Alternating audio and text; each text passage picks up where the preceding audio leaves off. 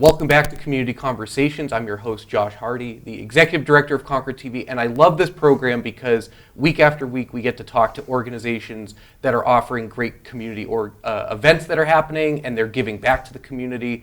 And this episode is no different. We have our friends from Concord Kiwanis who have their upcoming spring fair, and honestly, I don't have a lot of information. That's why I brought them in to tell us about that and to tell us more about what Kiwanis does. So with me today, I have Ken Georgevits and Brenda Perkins, who we've seen you, Brenda, in other capacities around Concord. Yes. So welcome to the studio. Thank you. In this capacity. So first off, Ken, if you could tell us about Concord Kiwanis and tell us sort of the elevator pitch of what do you do?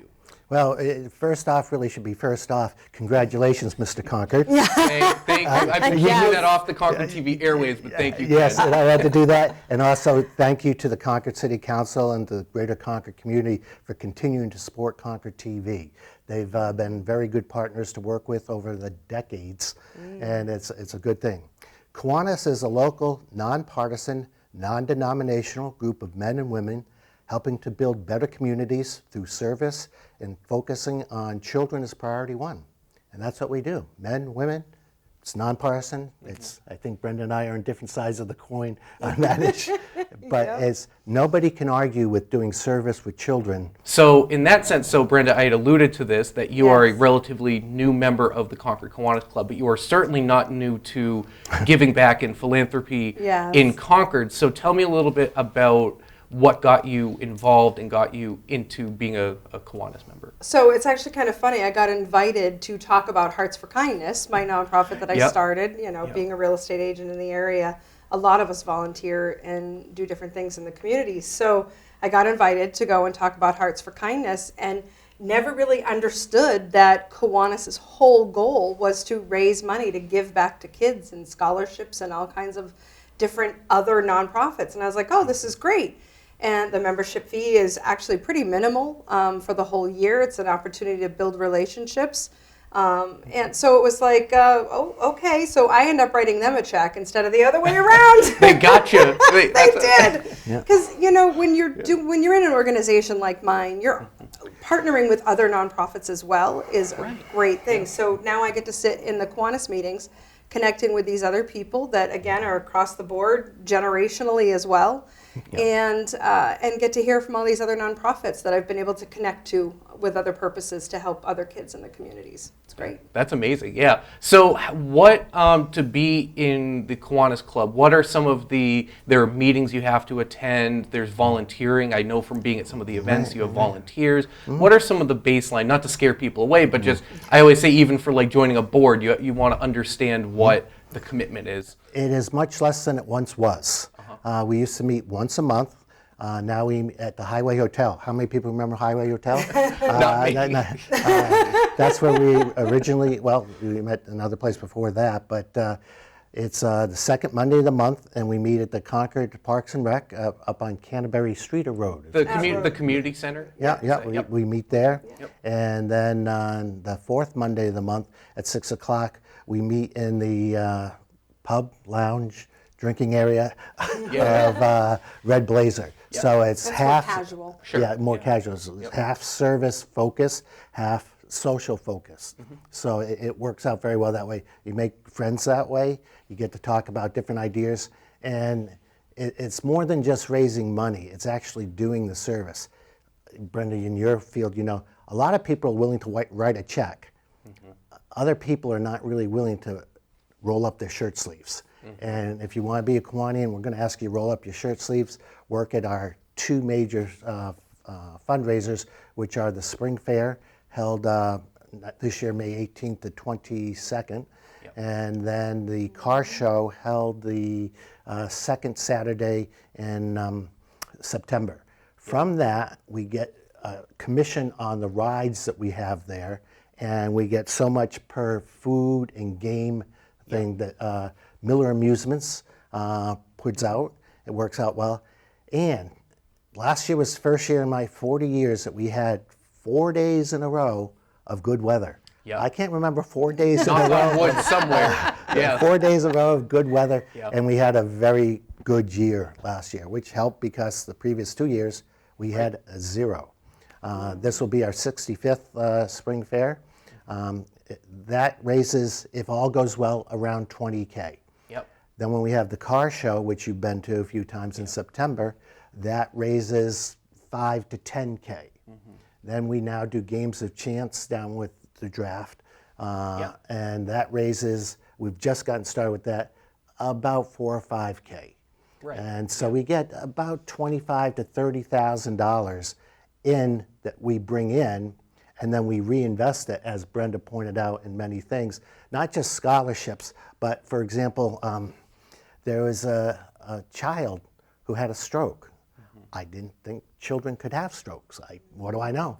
And they needed a special chair after that going forward. So it was expensive, but we contributed not to the whole thing, but to a piece of the thing.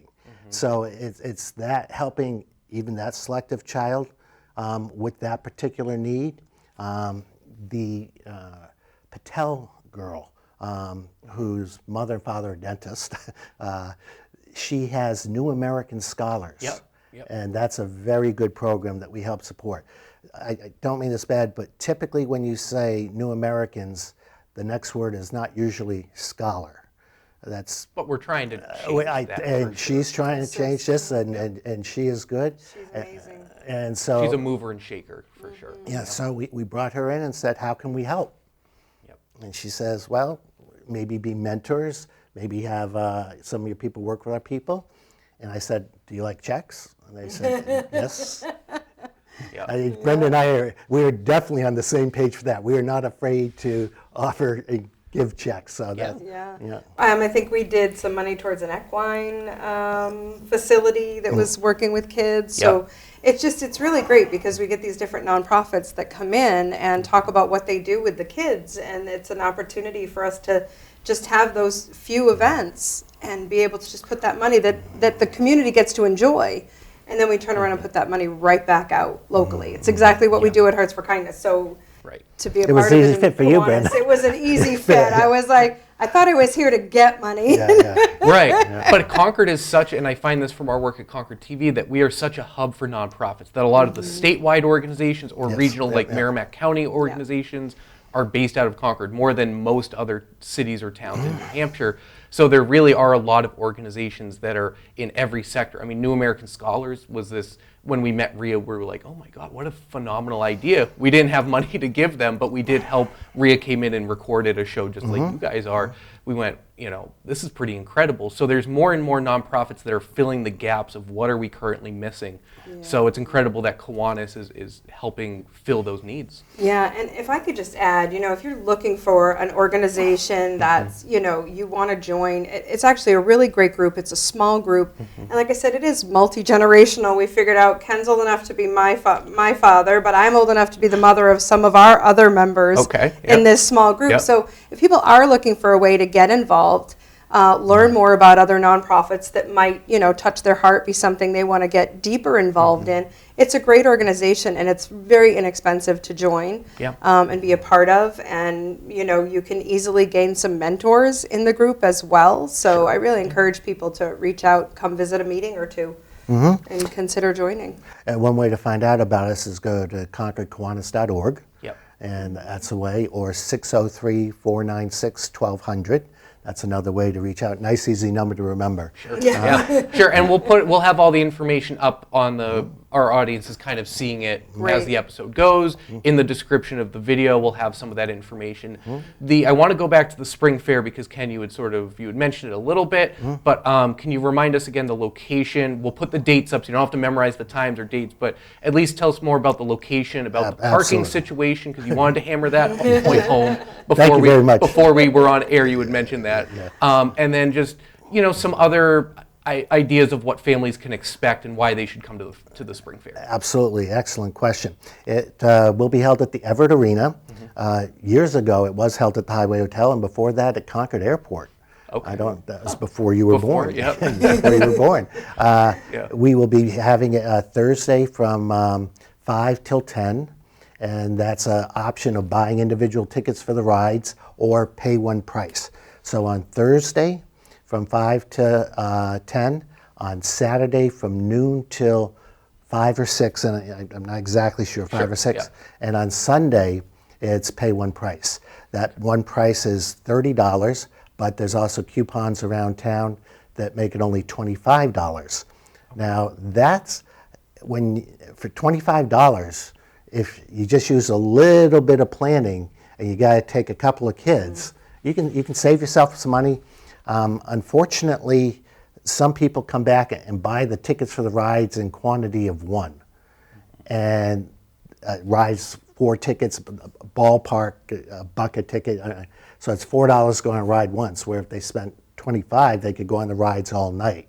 Yeah. So plan ahead a little bit. Plan ahead a little bit. We have rides that are for my grandchildren and rides that I wouldn't go on. I don't know about you, but my riding days are done. Yeah. I don't know if you go on the twirly. I can handle spins, but I'm not good with heights. So if there's nothing too tall, I'm very bad with heights. That's my kryptonite. There you go. There's always get the sausage bomb. It's probably the worst thing you can eat, or fried dough, but it's good. Go for a walk the next day. Go for it. And then the parking. Yes, parking is free at the Everett Arena.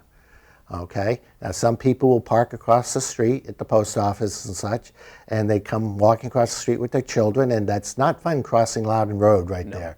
And I asked them when I'm a crossing guard, why did you do that? Well, we didn't want to pay for parking. Parking is free. Oh, we didn't know that. So make your life easier. Okay, we want to make it easy to do business with us. So parking is free. Parking is free at the Everett Arena. Yep. Right? And there's naturally handicapped parking. There's all types of foods. There's games, shoot the baskets, and knock down the bottles of milk and things like that. And it's fun. And something that you can do as an entire family, too. Right. It's, I would say, almost completely handicap accessible, right, Brenda? Yeah. It's all on one level. It's all on one level. Yep. So, and even for the cables that have to cross over, we have ramps on them. Yep. So you can bring your kids down. One of the things that Brenda and I do as part of our jobs there is we sell the tickets. And it's fun to people watch. It really is fun to people watch. And we get a plethora. You like that word? We got a plethora of people that come through. I like to see the kids enjoy just having fun. Yeah. Families having fun. Yeah. And it's definitely, Concord is getting to a point. I know COVID interrupted a lot of in-person events, but seems like there's always something to do, right? Because Concord TV, we're always getting requests for, recording an event video, or this is happening. So many organizations are having 5Ks or having this or that. But it's great that coming up starting May 18th, that there's a fun, family-friendly event. I know there are families that I know who they are going to be there. When you're people watching, you'll see some of my friends and family there probably. So it's interesting. It's their trip to Disney World for a lot of families, right? As it turns out, and people who say that New Hampshire, I'll be a little political, shouldn't be first in the nation because we're not diverse, come to the spring fair. You will see diversity. Yep. You will see diversity. Well, because it's a pretty affordable event to go to. You're not going to Disney for thousands and thousands of dollars. The flight and the logistics. Literally. And some families, it's hard to make that trip. And it's nice for the community to have things like this basically right in their backyard. You know, we volunteer as Hearts for Kindness actually in several local events. We'll do face painting at least a couple times a year for free at some of the local events, because that's an expensive thing to get done when you've already paid to get into an event. That's right. And then get your kids face painted. So my arm's pretty dead by the time I'm done. Oh, 4 it hours must of be. face painting, but I love it to see the kids' faces so happy. So to be able to see community events like this that are more affordable for people to come down and bring their kids to, it's great. And Brenda made the point of when you paid so much for admission to get into wherever, there's also, in addition to free parking, free admission. I'll have people come up, how much does it cost us to walk around the Midway? It's free. Okay. It's what? To just check it out and just free. to get a look and see what. So if you don't do rides, you can still come down and get your people fried watch. dough. Yeah, exactly. The only time you really ever get that stuff is when you go to an event like and this. down there at the Everett Arena, it's kind of a beautiful part. You're right near the river. You can see the State House from there. It's kind of a beautiful spot. That's partially named Kiwanis Park. Charlie Averill, some members may remember the name, was very influential in getting that in there. But on the stone marker in the back, it's got the Kiwanis seal. Right. So that we help clean up that part of the park, pick up trash once a year. So there's something else you do that hadn't even been mentioned, that you do cleanup of the park area too? We do cleanup of the park area. We assist with the Boys and Girls Club, answering the phones. We work with the Salvation Army, ringing the bells.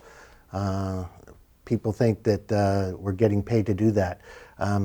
I haven't seen that check yet. No. They think you're getting paid to do that, huh? Yeah, a lot of people, and Salvation Army does pay some people to ring the bells. But not the Kiwanis members. Right. Not the Kiwanis and not the other Some of the other major volunteers. service organization Yeah. in town that begins with R that I won't mention. But Yeah. So, Realtors do it too. there you go. That's a different R, but That's a realtors, different R. Good one, realtors Brenda. volunteer too to Okay. ring bells and yeah. So one last point before we wrap things up is you had mentioned, I think you had mentioned, Ken, that you're at high schools as well, that there are key clubs, right? Correct. Tell us just real quick. I think a lot of people have heard about key clubs. I know when I went to Pembroke, we had a key club, but You had a very what good is one. it? But what is it? Key Club is key. Kiwanis educates youth. It has nothing to do with keys. Kiwanis Okay, good to educates youth. All right? And Key Club is the largest secondary school service organization on the planet. It is a junior Kiwanis club. And you went to Pembroke. Pembroke has one of the best service projects of the whole country. For the last 35 years, they've done a complimentary Thanksgiving dinner to senior citizens in the schools, towns that go to Pembroke. And they'll get a couple hundred people, and the kids do all the cooking with the oversight of appropriate resources. But the kids are directly involved, not yeah. like going home and not doing anything for it. Not They're going there. home, and they're there, and the seniors seem to like this a lot. It's been very well received. So that's Key Club at Pembroke Academy. We also sponsor one at Merrimack Valley High School, and they've done things like create scarves for people that need scarves, and work with that. And we had one, and there's one that's quasi going at Concord High. So we sponsor 3 key clubs. We should be. 2 are very active, but like, unfortunately, everything, not everybody is as active as the other person. And it's not a contest, it really is. And it can ebb and flow. Like we see here at Concord High School, we see where clubs are stronger and then they dip a little bit. Exactly. Depends who the advisor is, depends on just kind of momentum and Very good synergy, point. right? Yeah. So, Very good point. but just the fact that they exist, they're there, is just another great resource. So they would go from Key Club at high school Yep. to college Circle K, and from Circle K, hopefully become a Kiwanis member. So we start to teach service at the high school level. We think that's a good area to, they can do car washes. I'm not so big on car washes myself anymore. A lot of people find, they're like, my car got scratched up at that local car wash or whatever. But I think high school kids, from what we know, a lot of them more than ever care about issues, want to give back to the community, but sometimes don't know how to or don't know where to. So some of it is just having a key club that gives them an outlet Right. for community engagement. They have a Kiwanis advisor and a faculty advisor. Yeah. And I want to give a shout out to Governor Sununu. After 2 years ago, the Thanksgiving dinner, the governor came down and he met with the kids, took a picture with the kids, and also talked to them. And they see him on TV, and it's like, oh, there you are. I've met him. Yep. I met him, and the governor took time to come to the Key Club and say, hey, you guys are doing a pretty good job. And I recognize it. So Yeah. we appreciated that. Yeah, that recognition is so important. Well, And it's free. and it's free. And it's free. And it's free. Free, you mean for the kids? For the recognition. Oh, well, yeah. Any recognition is free. This is free recognition here. But, and with that, I think we're just about out of time on this program of Community Conversations. Brenda and Ken, is there anything that we missed or something you wanted to send us off with? Come down to the fair and say hi. Yep. And again, thank you to Concord TV and to you, Josh, and to your staff for continuing to provide an excellent service to the community. Yes, thank you. Absolutely. Thanks, guys. And until next time, thanks everybody for watching Community Conversations. We'll see you for the next one. We're going to keep doing this. If you have ideas for organizations that could use a little publicity to help spread the word about a nonprofit, let us know, and we can have them here in the studio. Thanks, everybody.